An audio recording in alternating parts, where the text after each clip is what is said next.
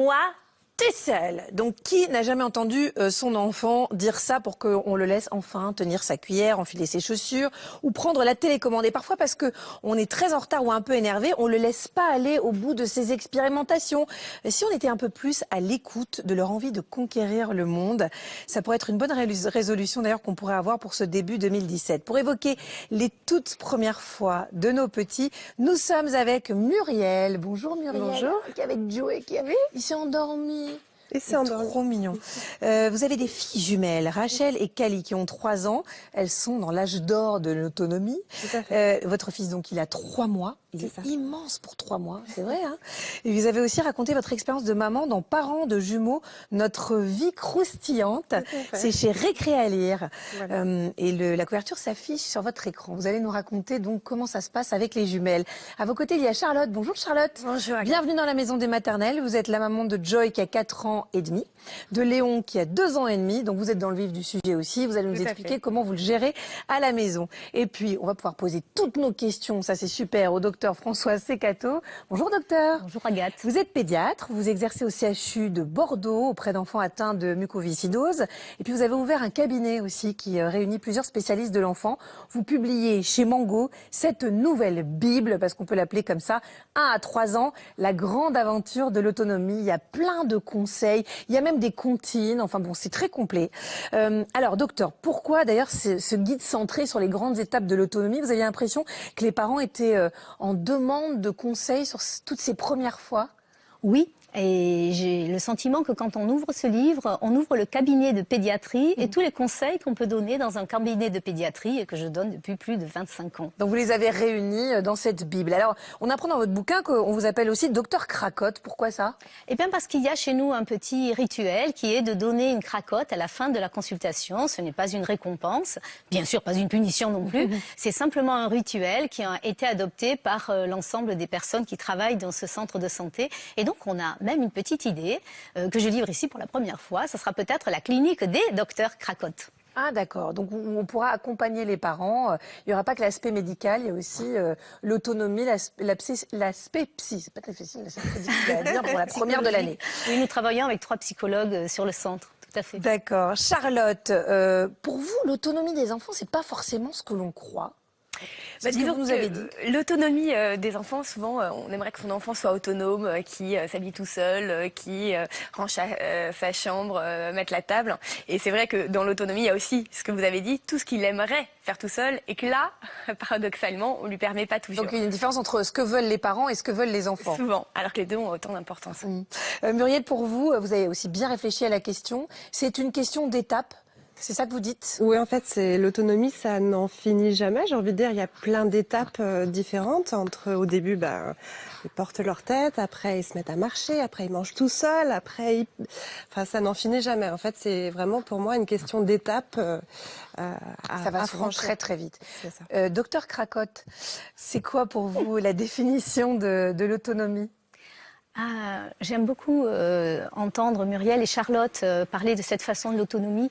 C'est vraiment donner à l'enfant la possibilité d'être acteur de lui-même. Et c'est vrai, c'est depuis tout petit, même un petit bébé de 3 mois qui bouge ses bras, ses jambes et qui commence à communiquer bien en gazouillant. C'est un bébé qui se sent en capacité de faire des choses. Et il montre déjà ses compétences. Et c'est le début de l'autonomie. C'est vraiment être acteur de soi-même en intégrant petit à petit les règles de la vie et puis les règles de la communauté. On nous conseille d'ailleurs de laisser de plus en plus d'autonomie aux enfants. Vous êtes d'accord avec ça? Il faut Alors le faire. entièrement, oui. Alors laisser de l'autonomie, c'est surtout assurer à l'enfant un environnement extrêmement sécurisant, tant sur le plan du corps. On va pas laisser un petit bébé n'importe où. On va mettre un environnement qui lui permet de faire toutes ses activités et ses découvertes en sécurité, mais aussi en sécurité affective et émotionnelle, avec un adulte qui va être constant, qui va être présent et qui va être surtout très bienveillant. Ça veut dire qu'il y a à la fois l'aspect concret, peut-être on met des caches-prises, comme ça on se sécurise, ça évite d'être des mamans surprotectrices. Tout à fait. Et en même temps le surveiller, mais on va dire liberté de loin. Agathe. Quoi. Exactement. Oui. Je suis bien en fait. Je check en même temps. Charlotte, Joy et Léon, ils ont commencé à faire quoi tout seuls, par exemple, et à quel âge? Alors, moi, j'attache pas forcément beaucoup d'importance à ce qu'ils font à quel âge. Dans le sens où, pour moi, l'autonomie, c'est pas forcément il faut absolument qu'il marche à tel âge, etc. C'est plus l'important, c'est qu'il gagne en confiance en lui.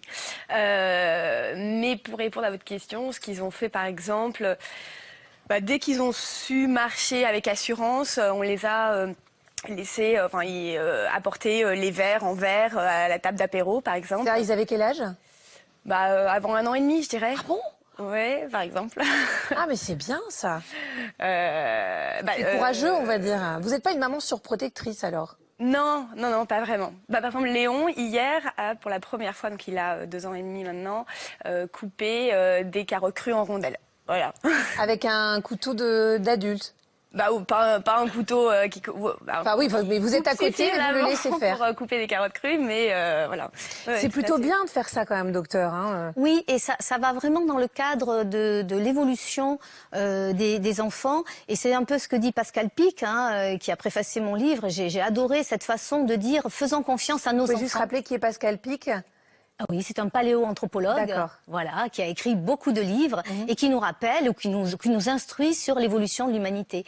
Et l'idée de ce livre, c'était ça, c'est de faire un parallèle entre l'évolution de l'humanité et l'évolution des enfants entre 1 et 3 ans ou entre 0 et 3 ans. Et on voit qu'en fait, ils sont la mémoire de l'évolution de l'humanité puisqu'en quelques mois, même si des fois ils sont un peu fatigants, mais en quelques mois, ils apprennent la marche, la bipédie, se mettent debout, ils marchent, ils parlent et ils accèdent à la socialisation. C'est absolument extraordinaire. Ouais, donc c'est bien, vous conseillez de faire de la liberté surveillée. C'est pas mal, couper les carottes, être juste à côté. Muriel, pour vous comme pour tous les parents, d'ailleurs, il y a eu le fameux Terrible 2, comme on l'appelle, donc les fameux 2 ans, ça a marqué un tournant. Qu'est-ce qui a changé? Un véritable tournant. C'est sûr que quand ils commencent à dire non, c'est difficile à gérer pour les parents parce que on voudrait bien effectivement qu'ils fassent des choses et puis eux aussi veulent faire des choses, mais il y a des limites à mettre. C'est un peu l'âge où ils deviennent rebelles un petit peu. Bon, c'est pas facile à gérer, mais on s'en sort. Est-ce que vous imaginez les laisser vos jumelles prendre des verres en verre Pas tout de suite. Moi, Bon, il y a le côté sécurité. On fait attention à ce que tout se passe bien au niveau de la sécurité pour elle. Mais sinon, je fais attention peut-être un peu plus aux limites. Pour moi, c'est important qu'elles sachent où il faut pas aller. Après, jusque-là, elles peuvent sans problème. Mais c'est important pour moi d'établir une limite pour qu'après, elles puissent s'exprimer librement. Est-ce que vous avez l'impression qu'il y a une des jumelles qui est leader, qui entraîne l'autre dans son autonomie? Alors, leader, ça va dépendre des domaines. Et il y en a une qui a plus d'avance, on va dire, d'un point de vue physionomie, qui va avancer plus vite, qui va avoir une volonté peut-être plus forte que l'autre. Après, l'autre, elle va perfectionner. Elle va voir comment fait sa sœur et elle va faire la même chose mais en mieux. Après, c'est vraiment un duo en fait qui interagit pour avancer un peu comme dans une fratrie. Il y a toujours le premier et le deuxième. Le deuxième va regarder le premier. Là, dans les jumelles chez moi, c'est un peu la même chose, mais au même âge, en fait. Donc, ça avance très rapidement. Docteur, on parlait donc du fameux Terrible 2, 2 ans, cet âge charnière. Mais vous dites que l'acquisition de l'autonomie, ça se fait dès la naissance, finalement. Alors, ça se fait depuis tout petit, comme on a dit tout à l'heure. Mais c'est vrai que c'est un âge difficile. Et on sait aujourd'hui qu'en fait, d'ailleurs, on ne parle plus de caprice, on parle de débordement d'émotions. Il y a des auteurs récents qui développent beaucoup cette idée qui est très intéressante. Et en fait, le parent est là pour accueillir cette émotion débordante. Il n'arrive pas à canaliser l'enfant. L'enfant n'arrive pas à le canaliser, voilà, c'est ça. Et donc, le parent va être là, justement, bienveillant toujours, pour voir l'intention aussi qu'il y a derrière. Très souvent, c'est une bonne intention qu'avait l'enfant, mais à un moment donné, il n'a pas réussi ou on lui a pas donné ce qu'il voulait. Et puis, il se met dans un état pas possible et Et là, c'est bien de garder son calme si on peut. Et puis, si on peut pas, on passe un peu la main aussi. Oui, c'est ça. Voilà, on peut passer. On n'est pas obligé d'être toujours parfait. On peut confier au papa, aux grands-parents. Ouais, ouais. Alors, on va faire la connaissance maintenant de Léandre, qui a 2 ans et demi, qui veut faire plein de trucs toute seule. Une envie d'autonomie qui est encouragée dans la microcrèche qui l'accueille. La microcrèche qui s'appelle les Petits Ateliers d'éveil. C'est dans le 15e arrondissement de Paris. Et c'est un reportage de Marie Goran. À l'heure du petit déjeuner, Léandre, 2 ans et demi, demande déjà à faire tout seul. Faire les tartines? C'est toi qui mets le beurre? Non, tu peux pas mettre. Attends, on va le faire ensemble. On le fait ensemble. On met encore un petit peu. Ah. C'est bien, mon chéri. Avec patience, Sophie et Jamel, ses parents, l'accompagnent dans cette envie d'autonomie. Voilà. Léandre, il veut faire comme nous. Couper ses légumes, sa viande, étaler le beurre. Tout pareil. Le voir voilà, grandir, moi, ça me fait plaisir. Parce qu'on peut partager de plus en plus de choses avec lui. Vas-y, c'est toi. C'est bon, c'est bon. Non, c'est moi. Oui, mais attends, c'est juste au cas où tu tombes. Est-ce que tu as besoin d'aide pour derrière? Pour les parents, l'accompagnement vers l'autonomie est un savant dosage entre l'aide à apporter à leurs enfants Tiens, vas-y, finis. J'ai juste mis derrière. Tu peux finir le devant. et une grande dose de patience. Vas-y, tire. Bravo. C'est bien, chéri. Très bien. Ah. Super. Voilà. Très bien. Oh, quand même. Oh. Allez. Super. Tu donnes la main? Léon, la main. Voir leur enfant autonome n'est pas une obsession pour Sophie et Jamel, Tu regardes bien s'il n'y a pas de voiture? Très bien. mais dans la crèche où ils déposent Léandre depuis ses premiers mois, l'autonomie des petits est au cœur des activités. Tu vas rejoindre les copains? Hop, allez. On est parti. Voilà. Bonne journée. À ce soir. What is here? Bees. How many bees? Count. 6, 7. Dans cette micro-crèche, ils ne sont que 10 enfants, de l'âge de 3 mois à 3 ans. De l'anglais, de la lecture, des jeux, les enfants sont autonomes, y compris dans le choix de leurs activités. Hippopotame. Papa. Lapin. On va ranger les livres. Qui est-ce qui va ranger les livres? Allez, on va se laver les mains. Tu viens? Là encore, l'enfant agit seul, toujours guidé par le personnel de crèche. Est-ce que tu as rincé les mains? Oui. Alors tu éteins l'eau? Et on prend la serviette. Et tu vas te mettre à table. Très bien.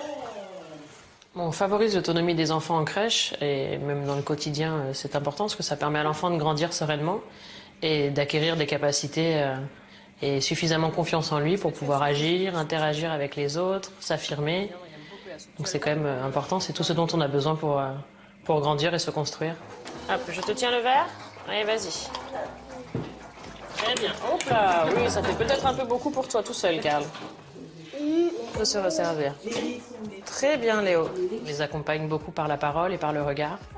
Et on attend que l'enfant nous sollicite. On ne va pas devancer ses besoins. On va attendre qu'il vienne vers nous et qu'il nous demande. Et là, on viendra l'aider s'il y a besoin.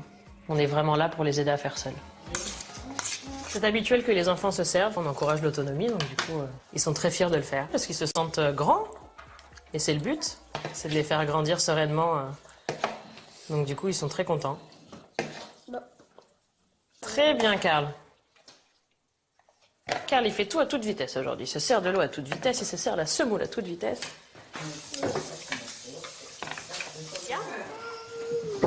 On essaye de faire en sorte que même l'acquisition de l'autonomie soit un jeu et non pas une corvée. On va à leur rythme, on respecte ça et on les accompagne. L'autonomie pour philosophie, cette crèche a pour objectif de préparer au mieux la prochaine grande étape, l'entrée dans quelques mois en maternelle. On en mangerait de ce Léandre. Muriel, comment est-ce que vous accompagnez vos filles dans ces étapes de l'autonomie, c'est-à-dire manger, bouger, parler, etc. Vous avez des techniques? Comment je les accompagne? En fait, j'essaye de les détacher personnellement de de cette envie d'évoluer par des petits personnages. Par exemple, il y a un petit livre Choupi qui s'habille tout seul. Enfin, on se sert beaucoup des petits personnages pour qu'elle se détache un peu de cette pression à y arriver tout seul. Mais donc, il faut faire preuve de pédagogie quand même. Oui, c'est important parce que moi, j'ai remarqué qu'il y a plusieurs étapes. Il y a toujours, au début, ils essayent, ils y arrivent, et puis après, il y a comme un petit mouvement de recul. Bon, j'y arrive, mais finalement, il y a toujours un petit mouvement de recul, je sais pas, par exemple. Donc, il faut les accompagner, quoi. Oui, on les accompagne, oui. Et vous, Charlotte, alors quel rôle vous jouez dans cette découverte de l'autonomie ? On essaie de jouer plusieurs rôles. Le premier, on essaie de leur faire confiance. Parce que, j'ai remarqué que plus on lui faisait confiance, par exemple pour le verre, si on sensibilisait d'abord notre enfant au fait que fais attention parce qu'il est fragile et qu'il fallait pas qu'il le casse, mais qu'on lui faisait confiance, donc on est toujours là, mais voilà. Liberté surveillée. Il est beaucoup plus à faire attention parce qu'il dit oh là, je suis tout seul, on m'a dit que c'était dangereux, maman est pas là pour me surveiller entre guillemets. Alors que si on est à côté en train, attends, je le rattrape si jamais il tombe, quand on navigue avec un filet, on fait beaucoup moins d'attention parce qu'on se dit que de toute façon il y a quelqu'un qui est là et qui va nous aider. Donc ça c'est la première chose. Et la deuxième chose, on essaye de créer pas mal d'opportunités pour qu'ils gagnent en autonomie. Donc par exemple, Joy, l'année dernière, elle avait 3 ans, elle avait oublié, on était dans la cour de l'immeuble, elle a oublié sa poupée. Mais je lui dis, c'est pas grave, tiens, je te donne les clés, je t'attends, tu peux aller la chercher. Alors je savais qu'elle savait ouvrir et fermer la porte, mais bon, ça lui demande quand même de monter toute seule les 2 étages de l'immeuble, rentrer dans un appartement vide, aller chercher sa poupée, redescendre. Mais le fait de lui faire confiance et de lui montrer que on pense qu'elle va y arriver, ça. Et ça exige un effort pour vous. C'est un effort ou c'est facile? Parce qu'on le disait un petit peu hors antenne, on se disait finalement c'est peut-être plus facile de les surprotéger que de les lâcher. C'est vrai que ça prend du temps. L'autonomie, même si on veut que notre enfant soit autonome pour en gagner, en fait ça nous en fait perdre plus qu'autre chose. Et c'est vrai que faut accepter que l'enfant de 2 ans qui va se servir de jus d'orange avec la petite bouteille, il en mette partout. C'est pas grave, parce que si on lui donne pas l'opportunité de le faire, il va jamais progresser. Il n'arrivera jamais à le faire. Et surtout, je trouve que c'est avec ces petits échecs, entre guillemets, qu'il va être d'autant plus prudent. Parce que s'il cache jamais le verre, après ça dépend des tempéraments, mais il va pas savoir, c'est comme ça qu'il va savoir que c'est fragile et qu'il va faire d'autant plus attention la prochaine fois. Donc ça demande en effet d'attacher pas trop d'importance à leurs erreurs. Et puis, de temps en temps, d'avoir le temps surtout. Voilà. Alors oui, c'est ça, c'est ce qui nous manque peut-être le plus. Docteur, alors vous, votre conseil repose sur un principe qui est un petit peu complexe, mais vous allez nous expliquer évidemment. Notre enfant doit être sujet et non objet. Alors qu'est-ce que ça veut dire et comment est-ce que vous y prenez, vous, dans votre cabinet ? Eh bien, penser que l'enfant est un sujet, c'est bien voir toute la sensibilité, tout ce qui fait aussi notre, nous-mêmes, notre désir de liberté, notre désir de comprendre. Et le tout petit, il a déjà ça. Et pour que les consultations se passent bien, eh bien, j'utilise, alors non pas la peluche Jean-Pierre que vous avez ici, mais c'est une peluche, c'est une peluche aussi que j'équipe avec une couche et puis un petit bonnet et qui me permet de montrer à l'enfant l'examen que je vais faire sur lui et ça va beaucoup le rassurer. Donc là, l'enfant n'est plus un objet qu'on prend, qu'on pose sur une table, qu'on déshabille et qu'on examine, qui va pleurer, surtout à l'âge de 2 ans, mais un enfant qui va participer. Et souvent, quand ils sont un peu plus grands, vers 2 ans et demi, ils disent « Ah, mais t'as oublié de faire les réflexes !» Voilà. Et l'enfant est vraiment sujet et à la maison, consultation. À la maison, on peut le transposer aussi? Alors à la maison, eh bien c'est pareil, un peu comme dit Charlotte, c'est permettre à l'enfant de mettre le couvert, même tout petit, ou des parents me disent, eh bien, quand je prépare la cuisine, mon enfant, il lave les radis ou il lave la salade. Et c'est une participation de l'enfant à la vie familiale. Et là, l'enfant, il est vraiment sujet, acteur de ce qui se passe dans la préparation du repas. Ça veut dire qu'il ne faut pas faire à leur place? C'est ça que vous conseillez? Ah, depuis tout petit, il vaut mieux ne pas faire à la place d'un enfant. Tout ce que l'enfant peut faire par lui-même, eh bien, ça va lui donner une confiance en lui, une estime de lui qu'il va trouver après, plus tard. Les psychomotriciens nous apprennent ça. Je pense à Pascal Pascal et Cyrielle, qui ont fait un livre, Comment accompagner l'enfant, l'éveil psychomoteur de son enfant. Elles nous disent à longueur de livre, mais regardez votre enfant, observez-le, accompagnez-le, mais ne faites surtout pas à leur place, ne mettez pas votre enfant assis si ce n'est pas le moment, ne lui donnez pas un trotteur pour marcher, c'est lui qui va marcher, faites-lui confiance. Voilà, et ne lui donnez pas à manger s'il s'est déjà mangé tout seul, pour le faire manger plus vite, par exemple. Eh bien, si... partout aussi. Oui, c'est ça, pour qu'il y en ait moins sur la table. Les enfants en mettent partout, mais s'ils apprennent avec leurs petites mains à attraper la fleur de brocoli, c'est presque un arbre hein, pour une fleur de brocoli, et apporter ça à la bouche, eh bien, quel moment merveilleux pour l'enfant, beaucoup plus intéressant qu'effectivement avoir la cuillère qui arrive dans la bouche avec du mixé qui a plus ou moins de goût. Alors, comment est-ce qu'ils réagissent, vos enfants, à toutes les deux, quand ils ratent? Par exemple, quand ils parviennent pas à faire quelque chose, Charlotte? Alors ça dépend de mes enfants. Déjà, il va plutôt essayer de persévérer ou de me demander gentiment de l'aide. Léon, lui, va plus s'énerver et commencer à vouloir sérieusement qu'on l'aide. Et dans ces cas-là, alors soit je sens qu'il peut quand même, il a encore un peu d'énergie et que j'encourage à ce qu'il persévère, soit je sens que ça va plus du tout. Et à ce moment-là, je l'aide, mais j'essaye toujours de juste faire un peu, par exemple, commencer à ouvrir la compote ou commencer un peu à débloquer la chaussure, de façon à ce qu'il termine tout seul et qu'il puisse quand même avoir la satisfaction de se dire, bon bah, j'y suis arrivée. Elle est bien, Charlotte. Je vais essayer. Mais elle est trop bien, Charlotte. Et vous, je te la pète aussi. Dites-moi, Muriel, vous alors, quand j'ai deux modèles différents, vraiment. Pourtant, c'est des jumelles. Et des jumelles, mais deux modèles différents, des dizygotes. Et j'ai une Rachel qui a une volonté de faire, même pour marcher. Elle avait les poings vers le ciel. Elle voulait vraiment y arriver. Et puis j'en ai une deuxième, Kali, qui, quand elle n'y arrive pas, elle s'énerve. Ah ouais. Elle s'énerve très très vite. Et là, il faut gérer la colère. Lui redonner confiance aussi. Lui donner confiance en elle, tout à fait. Vous avez des astuces justement à nous transmettre, à nos parents démunis? On est là pour partager, échanger. Si vous n'en avez pas, vous n'en avez pas. Vous savez. Non, bien sûr. Non, il y a un petit personnage, encore une fois.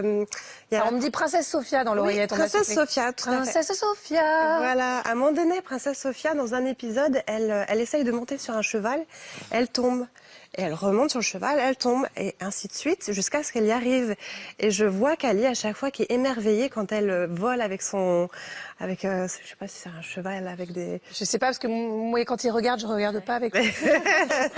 Et du coup, j'essaye de lui rappeler ce moment, et je lui dis, mais voilà, si tu essayes encore et encore, parce que le mot encore, elle comprend vite, si tu essayes encore et encore, tu vas y arriver, et tu vas voir que ça va faire comme Princesse Sophia, qui volent et ça la motive. Ouais, c'est vrai que le fait d'avoir de voir qu'on n'est pas les seuls à lutter et de savoir que leurs parents aussi de temps en temps luttent, n'y arrivent pas, c'est très rassurant. Oui, ça les rassure, bien sûr. Ou la princesse encore plus. Oui, et en plus Princesse Sophia, on va inviter à nous rejoindre Marie-Père Arnaud qui va vous transmettre les questions qui sont sur les réseaux, aux questions nombreuses. Oui. Je vous remercie d'ailleurs entre parenthèses de nous avoir collé le générique de Princesse Sophia dans la tête pour 24 heures au moins. Entendu.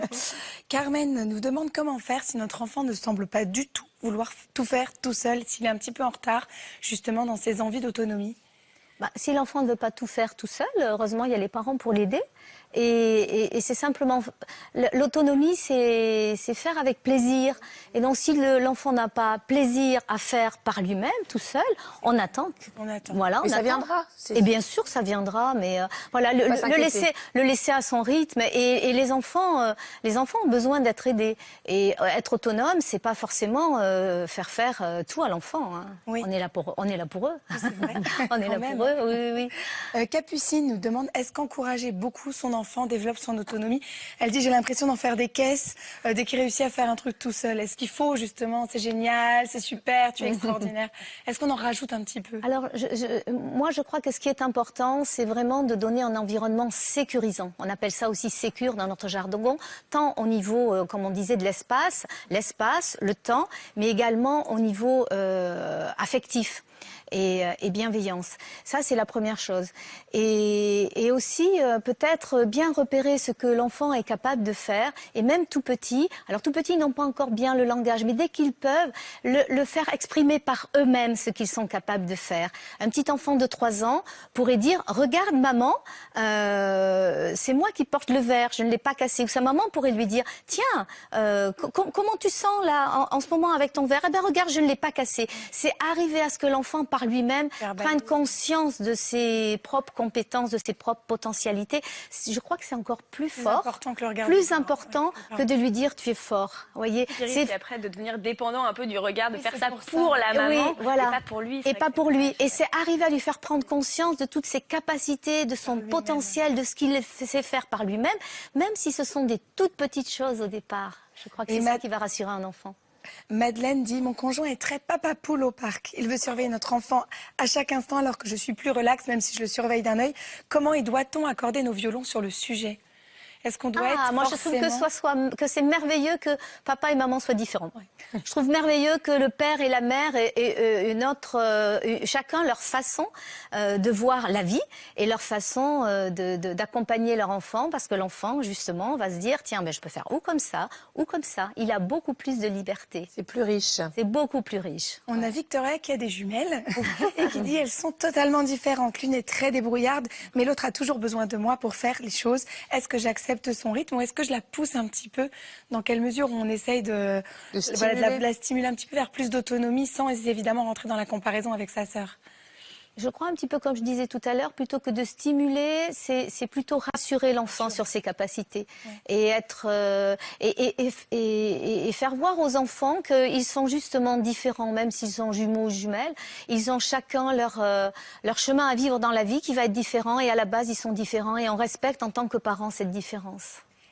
On a une maman aussi qui nous demande à partir de quel âge, Yasmine, mon enfant peut-il traverser seul la rue pour aller à la boulangerie? C'est vrai qu'on a toujours le souci de à partir de quel âge on est capable de se rendre compte du danger. Voilà, et nous, en tant que femme, en tant que maman, je vous avoue que je flippe un petit peu. Je crois que c'est pas vraiment une question d'âge, c'est quand on sent que son enfant a bien intégré les règles et qu'il est suffisamment mature. Si vous avez un enfant de la campagne qui n'est pas habitué à la ville et qui n'a jamais vu des feux de signalisation, il est évident que même s'il a 10 ans, on ne va pas le laisser traverser la rue tout seul. Il faut l'observer, être à l'écoute. Ah oui, il faut être très attentif à la sécurité. Merci docteur. On retiendra que c'est finalement notre job de parents de les autonomiser, même si parfois un petit peu difficile. Bravo les filles, vous êtes de super mamans. Merci d'avoir partagé. Non, c'est vrai, mais merci d'avoir partagé vos astuces entre Princesse Sophia, le verre, le couteau, tout. J'ai tout retenu. Merci docteur. À très bientôt. Bon retour à Bordeaux, très belle région.